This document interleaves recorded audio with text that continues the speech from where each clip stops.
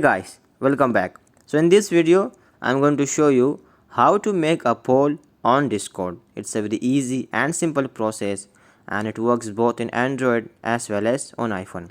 So let's begin. Just open a Discord and as you can see I have already created a server. First of all you have to create your own server, and after creating a server I've already added a poll, but for you guys I will show you how it's done. So just go back and then open Google or Chrome and just type simple poll, and then press this one, Discord bots, and after that just press on invite by typing on invite.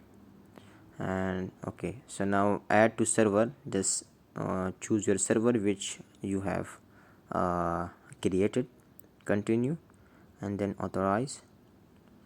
And now it says that it's authorized, it's done. So now just go back, and then when you open your Discord it will show over here that simple poll is here. So now what you have to do is just type slash poll and then ask a question like this. It's showing, for example, have you had enough coffee, and then choice A yes, and then choice B no.